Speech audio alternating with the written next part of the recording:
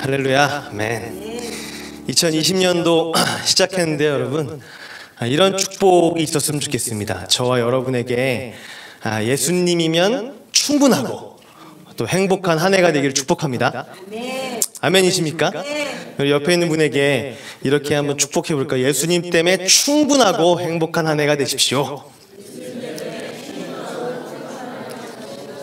아멘. 예. 저는 2020년도가 되면서 뭐라고 할까, 약속의 말씀이라고 할 수도 있겠지만 좀 이렇게 한 해를 새롭게 맞이하면서 주목하게 됐던 말씀이 있습니다. 그건 고린도후서 6장 1절과 2절인데요. 1절에 이런 말씀이 있어요. 하나님의 은혜를 헛되이 받지 말라. 저에게 말씀하시는 거죠, 주님이. 왜냐하면 하나님의 은혜를 헛되이 받을 수 있는 저가 될 수 있겠거든요. 저희는 매일마다 예배를 드리고 말씀 기도가 있고 목요일 날은 목요 모임이 있고 금요일 날은 복음 스터디가 있고 이렇게 예배와 또 모임과 때론 진행을 하고 때론 말씀을 듣는 이런 시간들을 많이 갔는데 제가 수많이도 쏟아지는 하나님의 은혜 가운데 은혜를 못 받는 사람이 될 수도 있겠다는 생각은 정말 끔찍합니다, 여러분. 그런 생각이 들었어요. 하나님, 제 영혼이 교만하지 않게 해주십시오.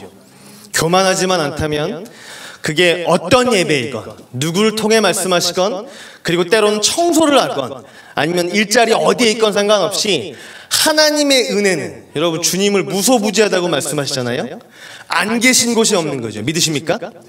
그곳에서 주님이 우리를 향해 사랑한다고 말하고 은혜를 베푸는 그 은혜와 사랑을 제가 언제든지 받아 누릴 수 있는 그런 복된 심령이 되게 하여 주십시오. 아멘.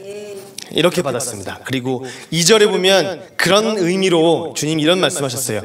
보라, 지금이 은혜 받을 만한 때요. 아멘. 보라, 지금이 구원의 날이로다. 하나님, 지금 은혜를 주십시오. 아멘. 여러분, 다른 때 은혜가 필요한 게 아니라 늘 현재 지금 하나님께 은혜를 구하고 사모하는 여러분 되시길 축복합니다. 저에게 주셨던 말씀이었고요. 지금 또 우리에게 주실 은혜를 마음으로 받아서 또 그 축복 누렸으면 좋겠습니다. 아멘. 여러분, 제가 퀴즈를 하나 내겠습니다. 맞춰보는 겁니다. 퀴즈의 정답을 아시는 분은 정답! 이렇게 하고 손을 드는 거예요. 괜찮으시겠어요? 선물이 있냐고요? 있습니다, 여러분. 아주 좋은 선물을 준비했어요. 진짜 이 퀴즈의 정답을 맞히는 분에게 제가 예수님 때문에 충분하고 행복한 한 해가 되도록 기도해드리겠습니다, 여러분. 좋은 선물 아닙니까? 아멘? 네, 할렐루야. 나갑니다, 퀴즈입니다.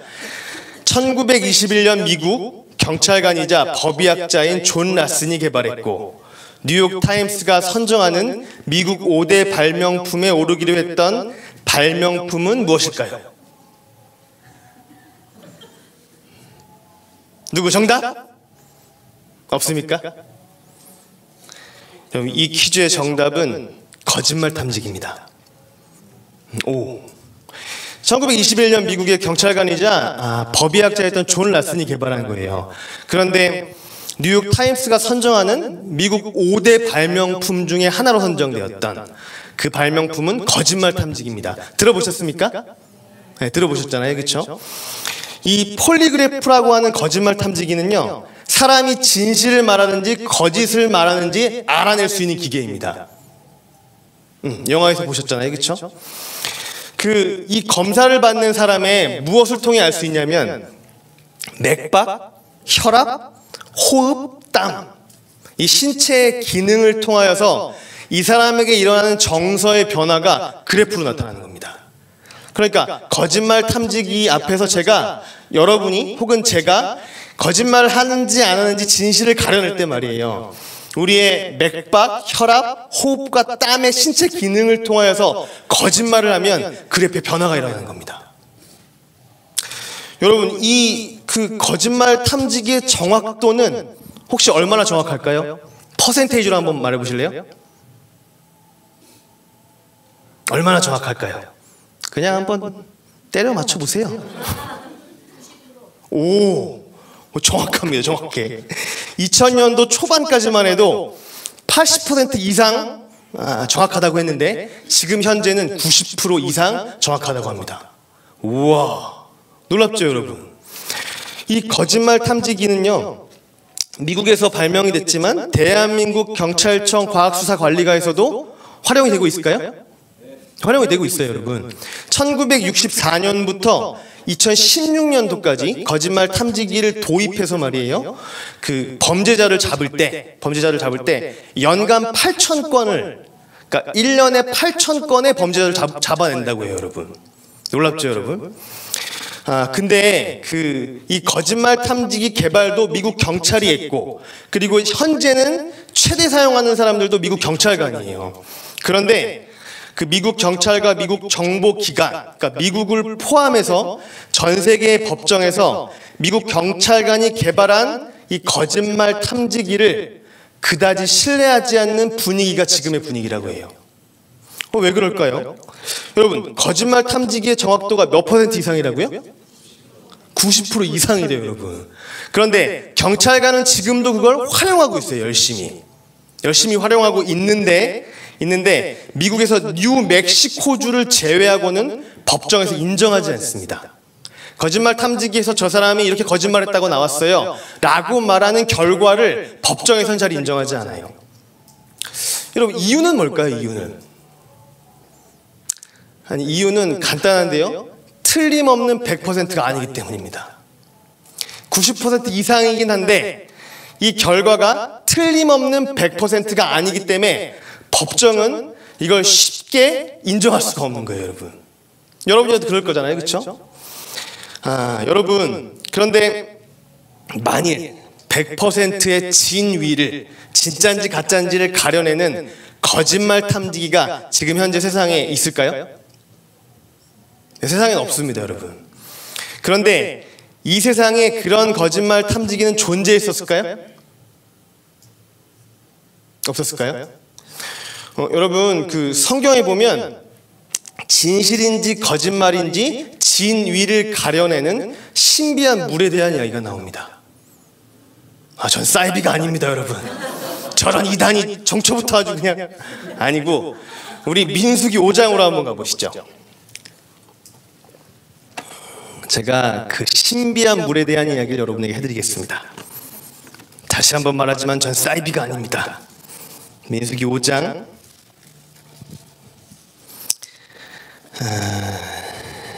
11절부터 읽어볼 텐데, 이건 의심의 소재에 관한 이야기입니다. 들어보셨겠죠? 11절입니다. 여러분이 11절, 제가 12절, 그렇게 15절까지 한번 읽어볼게요. 제가 읽겠습니다. 여호와께서 모세에게 말씀하여 이르시되,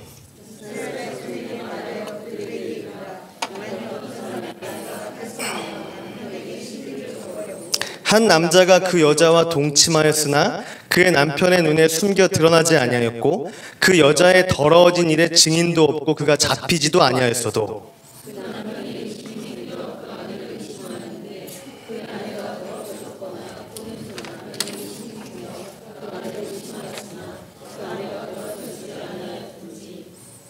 함께 읽겠습니다.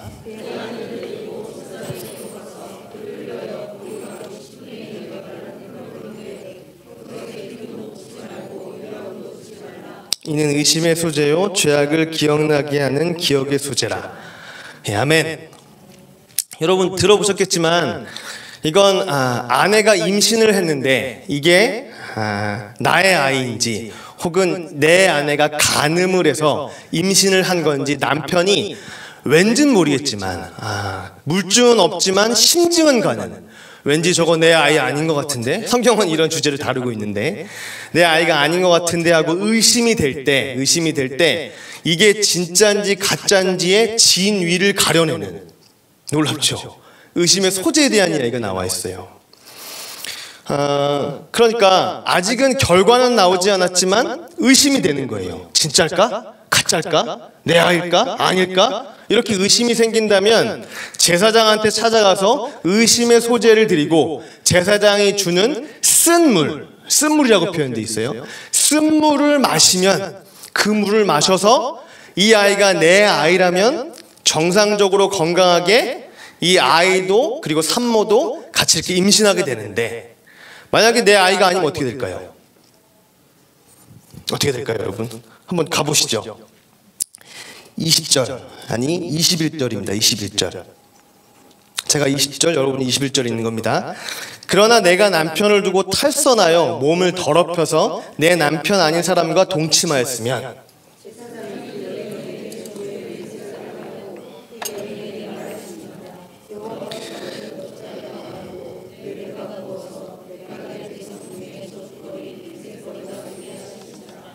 네.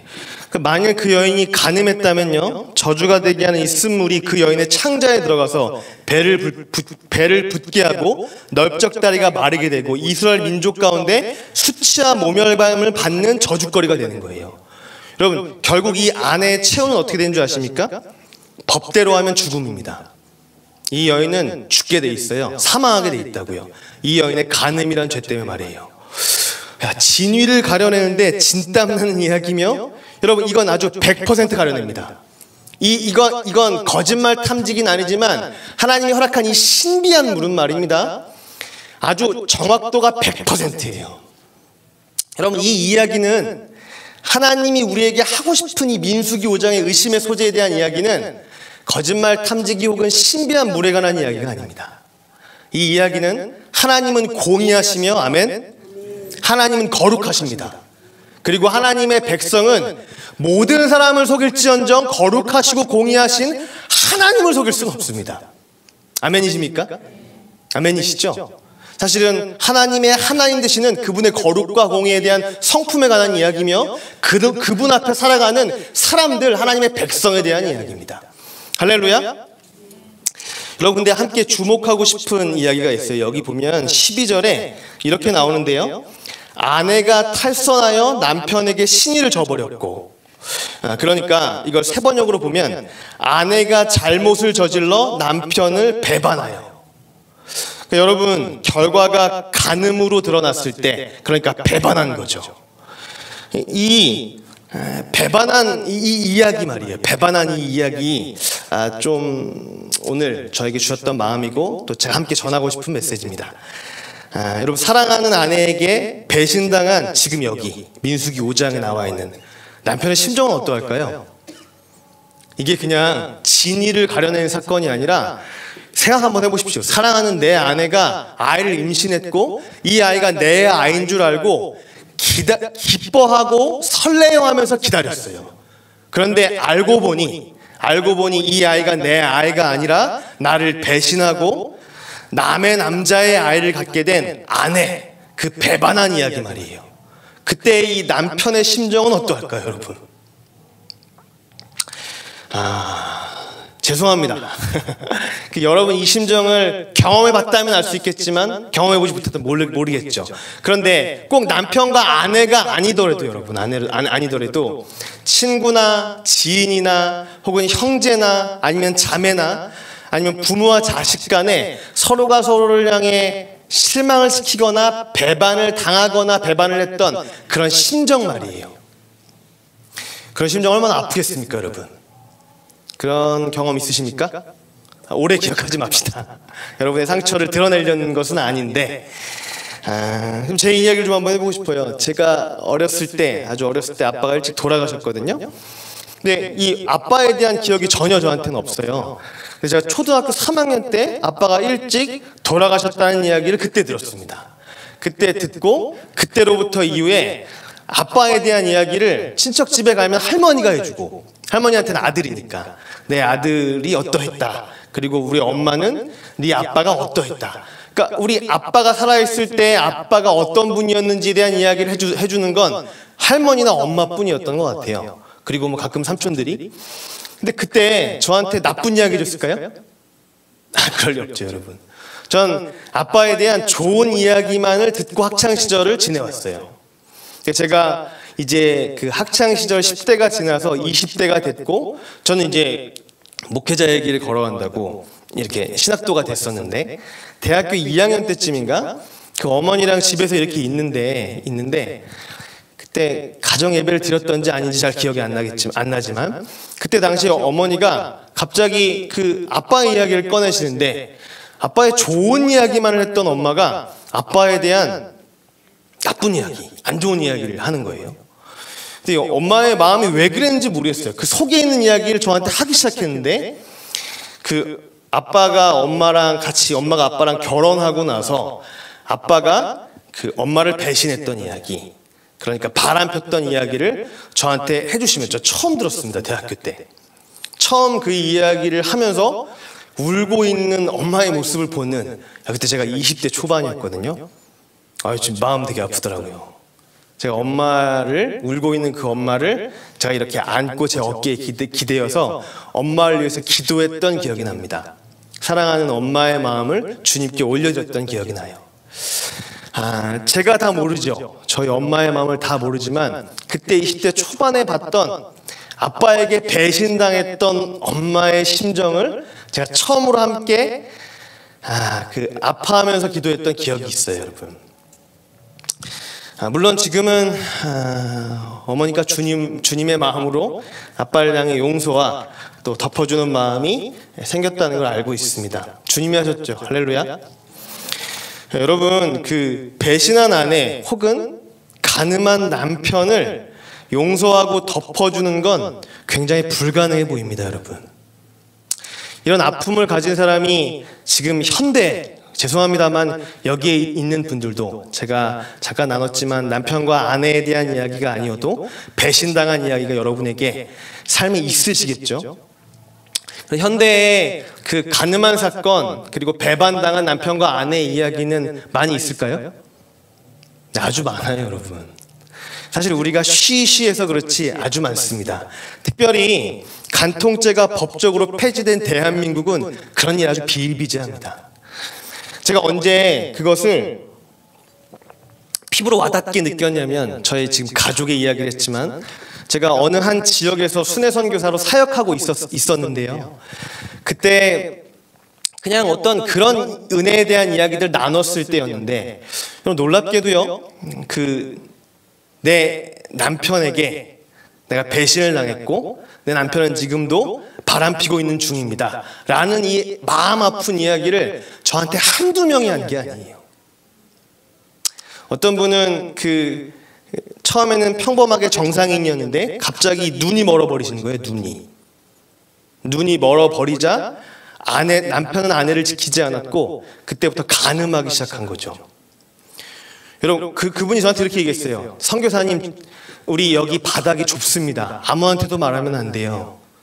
그런데 여러분, 누구에게도 말할 수 없는 이야기, 제가 선교사라는 이유로 저한테 마음 아파하며 그 이야기 울면서 토로했던 기억이 나요. 기도해 주시라고 이 이야기 합니다. 이렇게 얘기하시더라고요, 저한테. 근데 사실은 남편한테 이 이야기를 추적해서 용기 있게 말할 수도 없대요. 왠지 아십니까? 장애인이 돼버린 자기를 버릴까봐 겁이 난답니다. 여러분, 이런 현실의 이야기는 특수한 사람의 이야기가 아니라, 죄송한데 저한테 왔던 아주 여러 명의 많은 사람들의, 그것도 목사님, 사모님 혹은 교회 다니는 누군가의 이야기였어요. 여러분, 교회 다니는 사람에게도 그 정도인데 지금 현대에 있는 교회가 아닌 하나님을 모르는 많은 사람들에겐 일은 아주 가슴 아프게 서로 꽁꽁 앓고 마음 아프지만 누구에게도 말하지 못하고 그 상처를 그냥 안고 살아가고 있는 겁니다. 여러분, 여기서 질문 하나만 할까요? 복음이 능력 있음을 믿으십니까? 복음이 능력 있음을 믿으십니까? 아멘이시죠? 여러분, 만일 복음의 능력이 사람들에게 나타난다면 뭐가 복음의 능력일까요? 이런 거, 내 사랑하는 지인과 또 혹시 가족들의 병이 하나님께 기도해서 치유되는 거, 하나님의 능력 맞습니다, 여러분. 그리고 오병이어 기적처럼 아주 가난에 굶주려 있는 사람에게 그 형편이 나아지는 거, 이거 복음의 능력이 맞겠죠.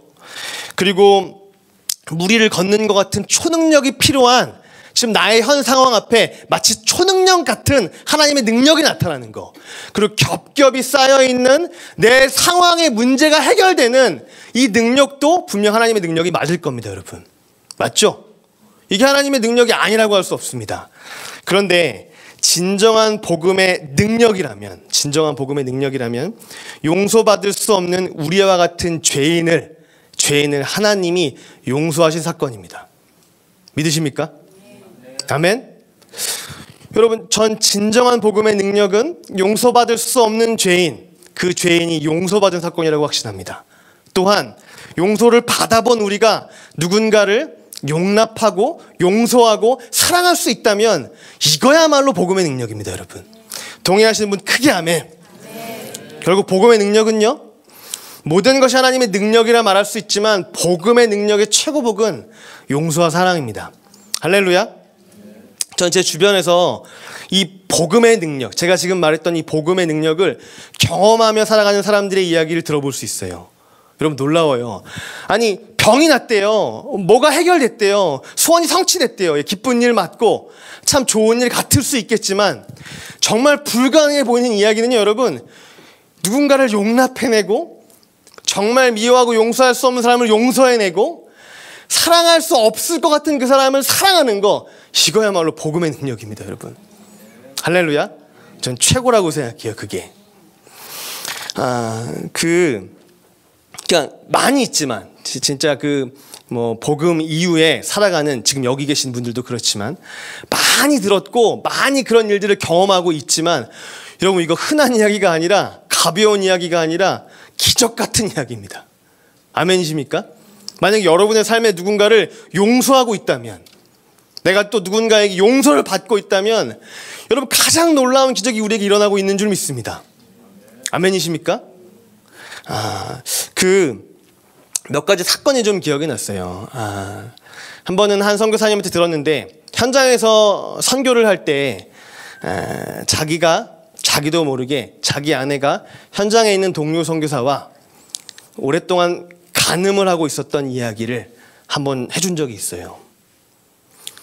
여러분, 아주 용서하기가 불가능한 이야기예요. 이 이야기. 현장에 선교사로 갔는데 내 그 동반자는 누군가와 같이 간음을 하고 있고 바람을 피고 있다. 이걸 알았다. 여러분, 죽을 것 같은 마음입니다. 여러분, 아니, 그 쓰라린 아픔을 이야기해 주는데 진짜 너무 아파 보이시더라고요. 근데 놀랍게 예수 그리스도의 십자가 복음, 그 사랑, 그 용서, 그 은혜가 그에게 실제가 되자 그 사랑으로 자신의 아내를 용서하고 사랑한 이야기에 대한 과정을 듣는데 진짜 위대해 보이더라고요. 할렐루야. 위대한 건 다른 게 위대한 게 아니에요.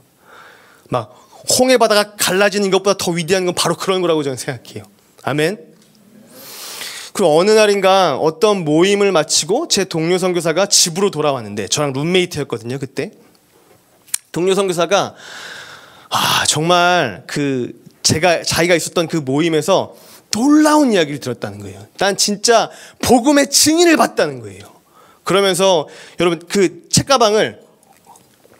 가방을 내려놓자마자 그 이야기를, 자기가 봤던 아주 기쁘고 놀랍고 그리고 참 아름다웠던 그런 사람을 봤다고 하면서 했던 이야기는 어떤 한 사모님이 자신의 이야기를 좀 나눈 거죠.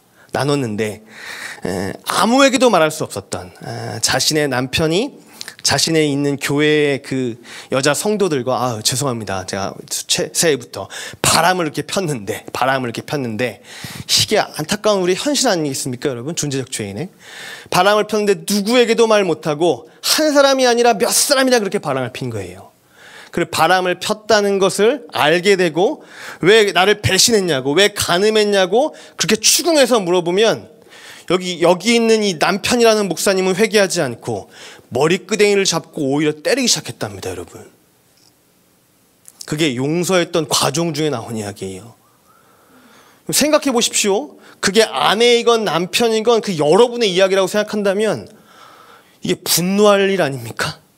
아니, 내가 같이 살아주는 것만 해도, 같이 그냥 함께 있어주는 것만 해도 고마워해야지 할 이야기인데, 그렇게 아예 폭력으로 머리끄댕이를 잡고 괴롭혔던, 그런데 그럼에도 불구하고 십자가의 복음이, 아들을 전부로 내어주신 그 용서와 사랑이 자기에게 일어나자 그런 남편을 용서하게 됐고 용납하게 됐고 사랑하게 됐다는 그 이야기를 듣는데, 여러분, 제가 직접 들은 게 아니라 전해 들은 이야기거든요.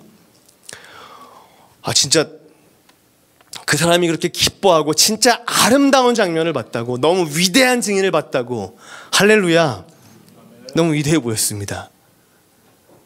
아니, 그런 사람을 징후하지 않고 살아가는 거 말이에요.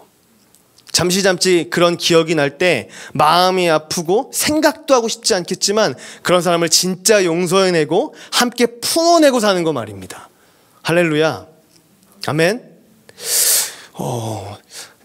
저에게 지금은 연락이 잘 닿지 않지만 어렸을 때부터 친했던 친구가 한 명 있었어요.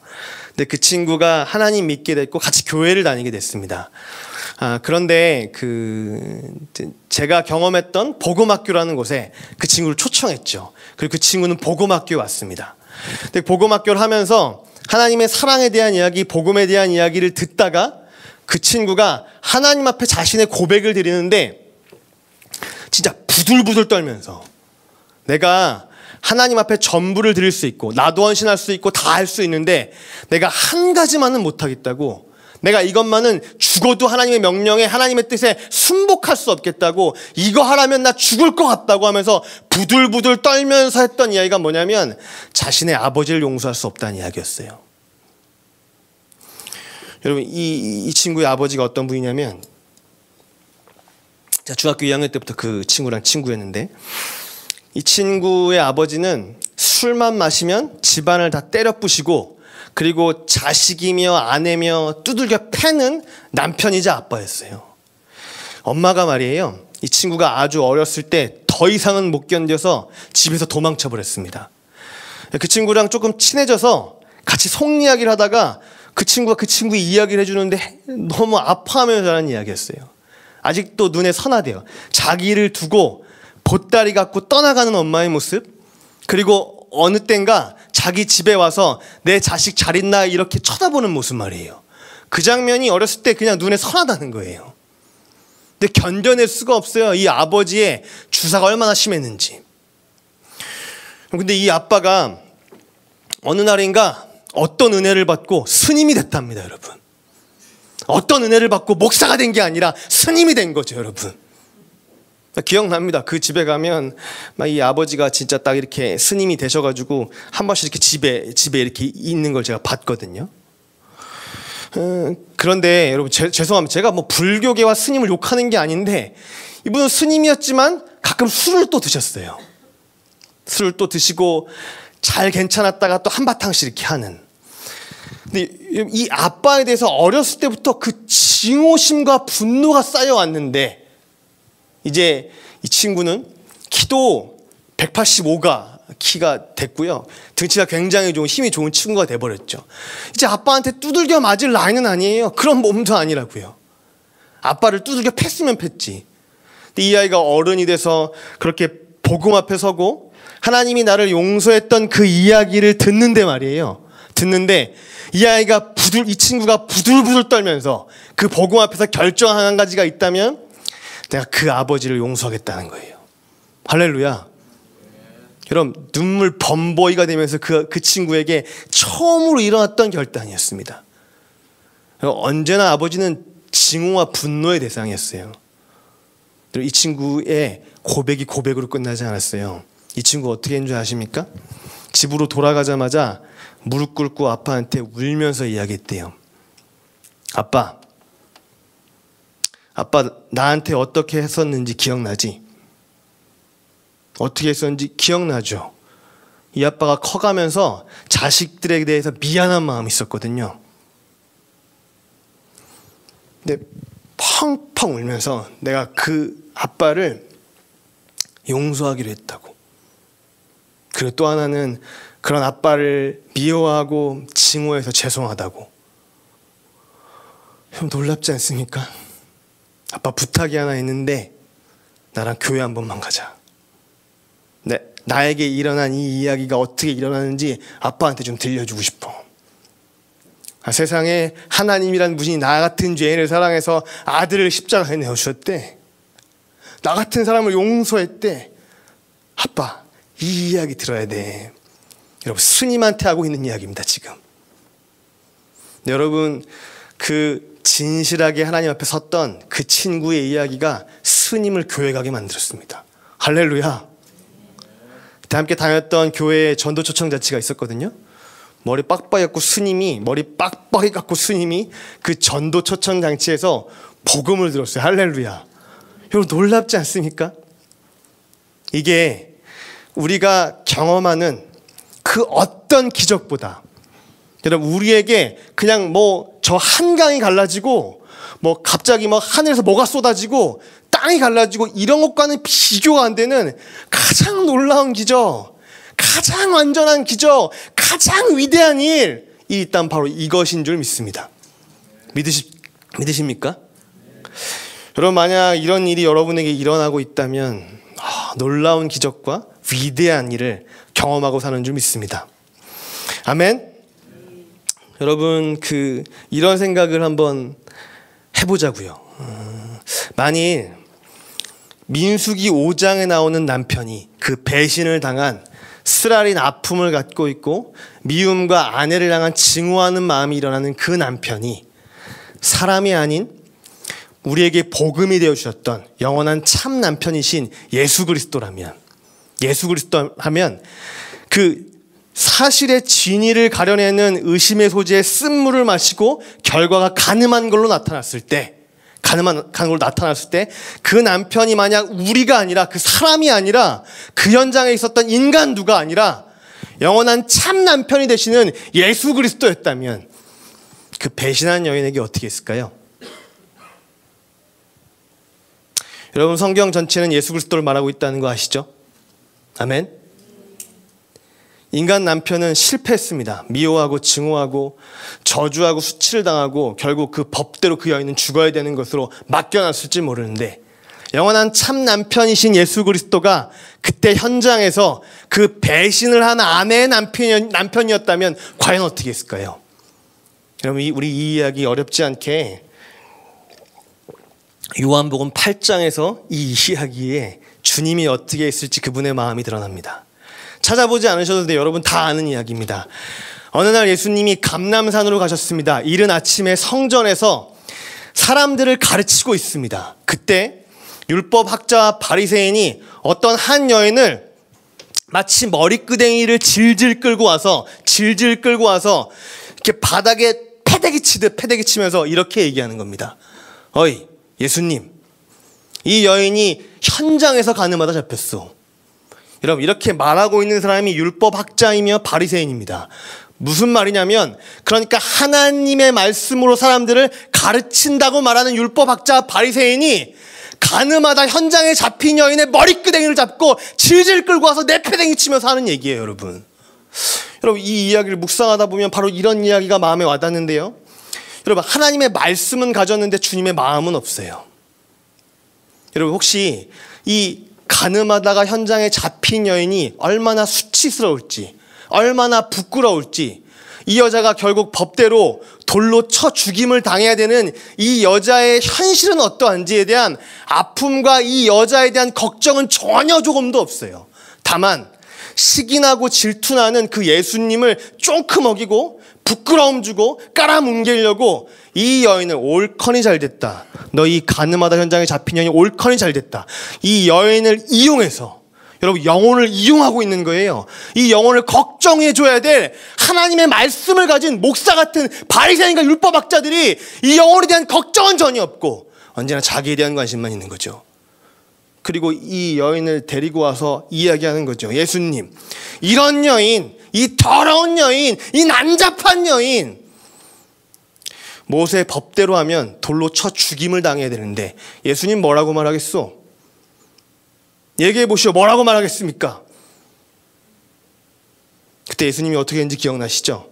예수님이 대답하지 않습니다. 대답하지 않고 갑자기 고개를 숙이고 손가락으로 땅에 무언가를 쓰기 시작합니다. 여러분, 성경은 나와 있지 않지만 성경학자들은 예수님이 뭘 썼는가를 이렇게 얘기하고 있어요. 십계명 혹은 여기 돌멩이를 하나씩 들고 저 여인에게 돌멩이를 던지려고 하는 사람들이 지었던 죄의 열매를 썼다고 이야기해요. 그리고 예수님이 이렇게 얘기합니다.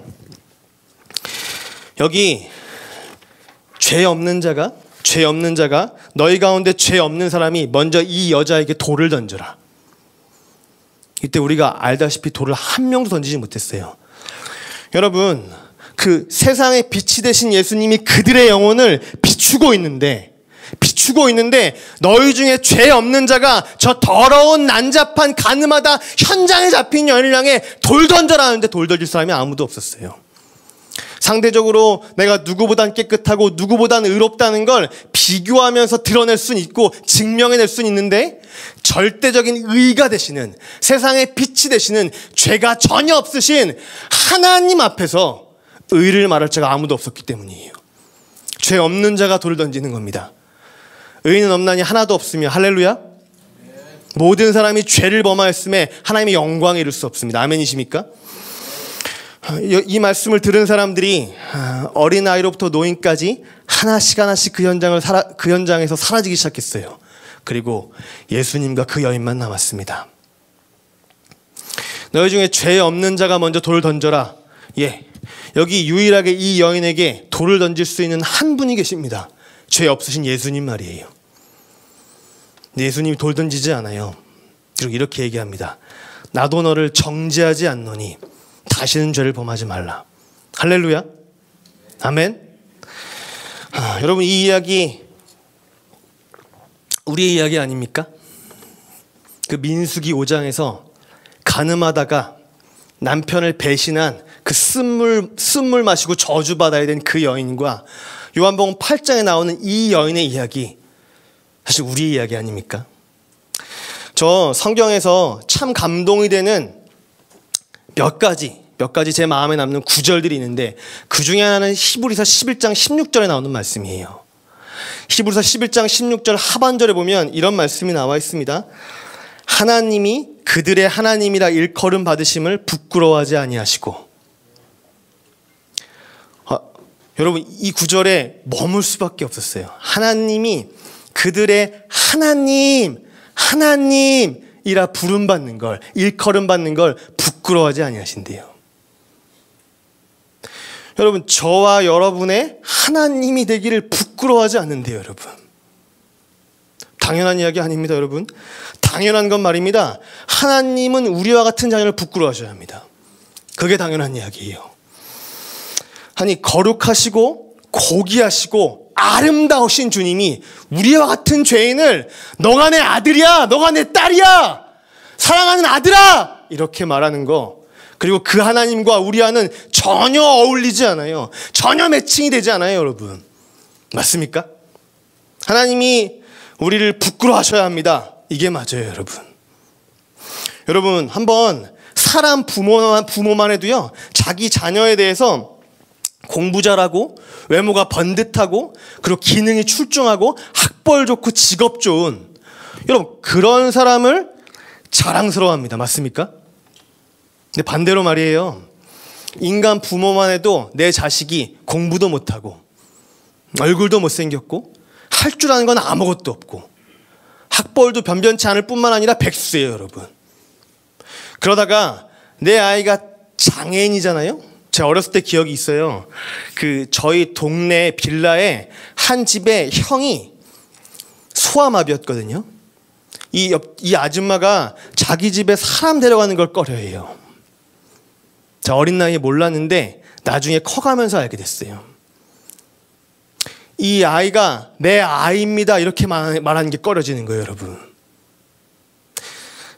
저희 작은 아빠 아들도 그렇거든요, 사실은.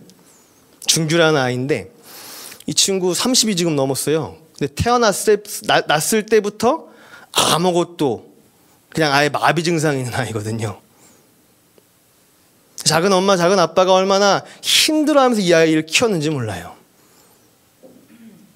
근데 여러분, 그렇게 장애인만 돼도 자랑스러워하거나 떳떳하거나 이 아이를 내보이고 싶어 하지 않아요, 인간 부모는. 감추고 싶어 하고 집에 데려오고 싶지 않아 하고, 그리고 이 아이를 숨기고 싶어 하는 게, 죄송합니다, 그게 그냥 인간 부모의 마음이에요. 그렇다가 내 자식이 무슨 범죄라도 하나 저지르잖아요? 절대 내 자식인 척 누군가에게 말은 자랑스럽게 말하지 못하죠, 여러분. 거꾸로 우리도 그렇죠. 우리가 변변치 않은 부모, 왜 TV에서 보잖아요. 우리 아빠가 환경미화원이면 친구들이랑 지나가다가 아빠는 이 아이에게 반갑게 하는 척 하는데 이 아이는 아저씨라고 그냥 무시해버리죠. 서로가 그래요. 서로가 서로를 부끄러워한다고요.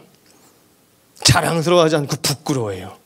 여러분, 이렇게 그냥 인간의 이야기만 해도 그런데 거룩하시고 고귀하신, 여러분, 그 어떤 것과 비할 수 없는 아름다움이 찬란하신 그 하나님이 우리와 같은 죄인을, 죄송합니다, 쓰레기만도 못한 우리와 같은 죄인을 부끄러워하지 않고 그런 우리가 하나님이라고 부르는 것을 기뻐하신답니다. 할렐루야.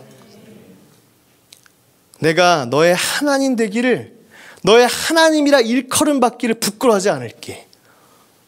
할렐루야. 와, 이거 너무 기쁜 이야기 아닙니까?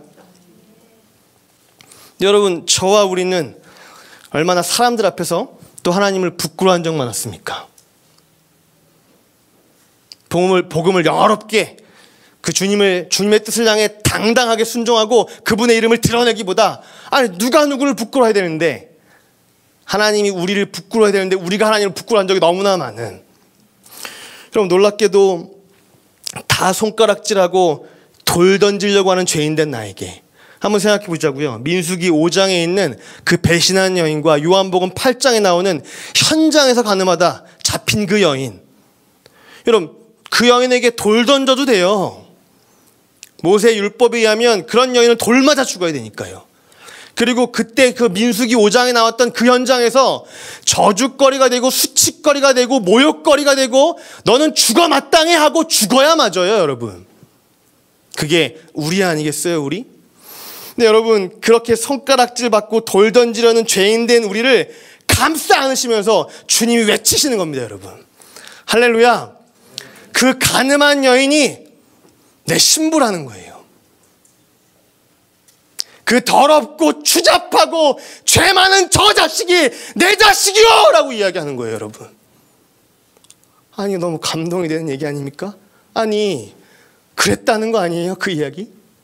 민수기 5장의 참 남편이신 예수님은 그 여인을 저주거리가 되고 수치거리가 되고 돌 맞아 죽는 걸 내버려 두지 않으시고, 맞아요, 수치거리가 될 만하고 저주거리가 될 만하고 돌 맞아 죽으리라는 거 맞는데, 이 더러운 여인이 내 신부라고요.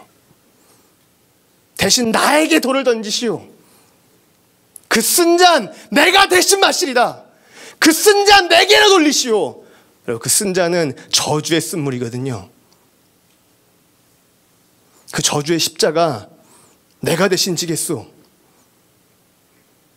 그 받아야 될 모든 심판과 그 모욕과 그 모든 저주 내가 다 받겠다고 나에게 돌리시오. 그 채찍 저 여인 말고 내 자식 말고 나를 때리시오. 모든 걸 다 붙여서 지금 대신해서 그분이 우리가 맞아야 될 모든 모욕과 저주와 심판과 채찍과 쓴물과 쓴잔과 모든 것을 예수님 십자가에서 대신하셨습니다. 할렐루야. 아멘. 여러분, 십자가에서 예수님이 하셨던 가상칠언 중에 제일 우리의 마음에 울림이 되는 말씀이 있어요. 나의 하나님 어찌하여 나를 버리셨나이까. 그분의 고통은 육신의 고통이 아니었고, 그분의 고통은 영혼 가운데 한 번도 일어난 적이 없는, 그리고 앞으로도 한 번도 일어나지 않을 하나님 아버지와 분리대하며 하나님 아버지께 저주와 심판을 받아야 된 이야기였어요. 버림을 당해야 된 이야기였어요, 여러분. 여러분, 엘리 라마 사박다니 하시는 예수님이 울고 있지 않았겠습니까? 예수님이 피하고 싶었던 자는 그 자는 아니었겠습니까? 여러분, 그렇게 십자가에 달려있는 예수 그리스도를 저주해야 돼요, 하나님은. 심판해야 돼요, 하나님은. 사랑하는 아들이나 십자가에 달려있는 예수님을 사랑하는 아들이 아니라 우리가 죽어야 될 그 죄인으로 죄인의 옷을 입고 내가 그 채찍 맞겠소, 그 저주의 심판 내가 받겠소, 그 쓴 잔을 내게 돌리시오. 그렇게 자처하고 결정하고 그 십자가에 달리신 거니까요. 하나님 아버지는 예수님을 향해 매우 분노하셨습니다. 매우 저주하셨고, 그리고 그를 심판하셨고 저 지옥으로 보내야만 했어요. 달려있는 예수님은 아들이 아니라 죄인이었기 때문이에요. 하나님의 속마음이 성경에서 드러나지 않지만 그렇게 저주와 심판을 하나님의 공의로 내려야 하지만 그분의 마음은 어떻겠습니까? 하나님 아버지의 마음은 어땠을까요? 울고 있지 않았을까요? 찢어질 것처럼 아들도 엘리 라마 사박다니 하면서 찢어지는 눈물을 흘리고 그 아들을 향해 저주하고 있는 하나님 아버지도 찢어질 듯 아픈 마음으로 무엇으로 더 표현할 수 있을까요? 울고 있지 않았겠습니까, 여러분? 그걸 감히 저나 우리가 알 길도 없고 표현할 길도 없습니다. 할렐루야. 그 모든 저주와 심판을 우리가 받아야 될 모든 쓴잔을 받아야 될 채찍과 그 모든 수치와 모욕을 예수님이 우리 대신 져주셨습니다. 아멘. 우리 함께 기도하십시다.